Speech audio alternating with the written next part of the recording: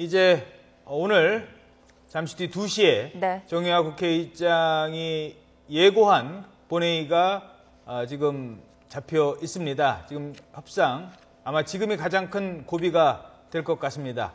하지만 지금 보는 협상 분위기는 오늘도 쉽지는 않은 것 같습니다. 자, 두 전직 국회의원과 함께 전국 상황 짚어보도록 하겠습니다. 강승규 새누리당 전 의원, 김유정 전 새정치민주연합 의원 모셨습니다. 두 분 어서 오세요. 네, 안녕하세요. 바로 질문 드리죠. 오늘 협상의 가장 큰 쟁점, 지금 같이 보셨는데 뭐라고 생각하시는지? 진상조사위원회 내 특권 추천권을 여야가 갖고 있는데 여당 추천권 2명에 대한 유가족 등의 추가 보완 요구가 있는 것 같습니다. 이런 부분 등에서 일정 정도 여당이 추천할 때 네. 유가족의 입장을 듣는다든지 이런 부분에 대해서 유가족이 추가 요구가 있지 않았냐 하는 게 지금까지의 보도 내용이었고요. 지금까지 여당은 이에 대해서 이미 추천권을 여당이 추천한 부분에 대해서도 나중에 실제 임명 과정에서 야당이라든지 유가족 등이 이에 대해서 비토권을 가지고 있기 때문에 실질적으로 유가족들이 원하는 특검을 선택할 수 있다 이런 입장이었는데 이 부분에 대해서 실제 협상에서 어떻게 조율이 될지 이것이 관건이 아닐까 이렇게 보여집니다. 예. 네, 김유정 전 의원님 어떻게 보십니까? 예, 어제 첫 여야 원내대표 그리고 이제 유가족 대표가 3자 회동이 있었습니다. 그래서 아마 늦었지만 정말 다양한 일이다 이렇게 모든 국민들이 반겼는데요. 오늘 아침에 이한구 대표 지금 한 30여 분 동안 혼자 이렇게 말씀하시면서 가운데 자리에서 지금 야당과 유가족 양쪽에 두시고 본인이 지금 야당과 유가족을 동일시하는 그런 모습 보이면서 동어반복하시는데요.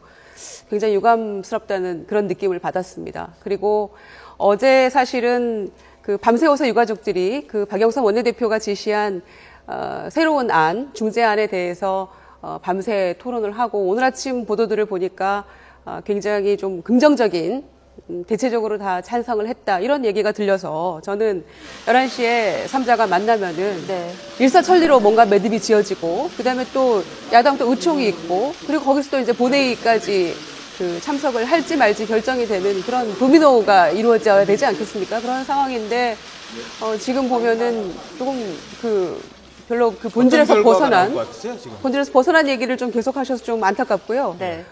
어떻게든 오늘 매듭을 지어야 된다고 저는 생각을 합니다. 예. 처음에 사실은 뭐 서로 같은 얘기인데 표현에 다른 게 좀 있었다고 저는 생각을 하고요. 예. 아마 밤새 와서 그 유가족들이 토론한 결과 찬성 쪽이 많았다고 하니 저는 박영선 원내대표의 중재안이 조금 극적인 타결을 이루어서 좀 뭔가 이 모든 상황이 좀 풀려가면 사실 진상조사위 구성하고 세월호 특별법 제정하는 것이 문제의 종결이 아니지 않습니까? 이제부터가 시작인 것이죠. 진상규명은 지금부터 시작인 것인데 마치 지금 이거를 마무리하면 뭔가 다 끝나는 것 같은 우리가 너무나 지난한 과정을 거쳤기 때문에 그런 이제 국민적 그 느낌은 그렇게 너무 이제 오래 끌었다는 생각이 들죠. 그러나 어떤 결과가 잘 되길 바랍니다. 저도 타결이 돼야 된다고 보고요. 오늘 국회가 다시 그 세월호 특별법에 대한 그 여야 그리고 또 유가족의 의견을 경청한 이후에 어떤 식으로 결론을 내서 국회가 열리지 않는다면 정말 대한민국의 지금 박 대통령께서 걱정했던 정치 실종이 계속될 것이라고 보고요. 지금부터 야당도 좀 입장을 지금 이완구 대표나 주호영 의장이 밝혔던 것처럼 입법권에 대해서는 여전히 여야 의원들이 대표권을 가지고 있고요.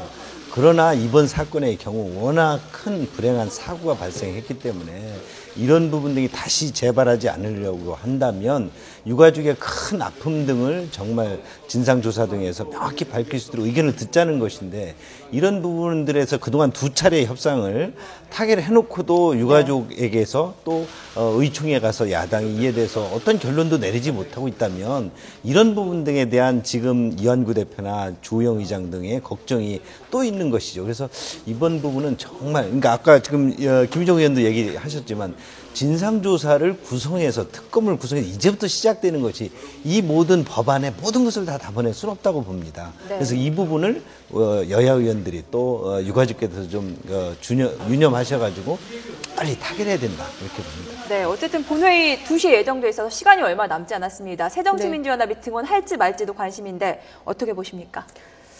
저는 개인적인 입장은 이 세월호 특별법 협상이 타결되는 것과 무관하게 네.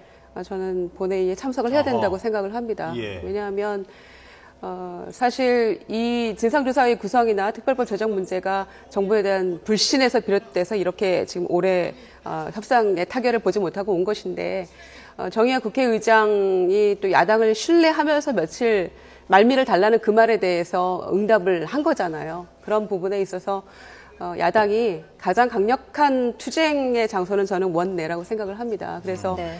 들어가서 본회의 참석도 하고 국회 안에서 강력한 투쟁을 하는 것이 저는 마땅하다고 보여지고요.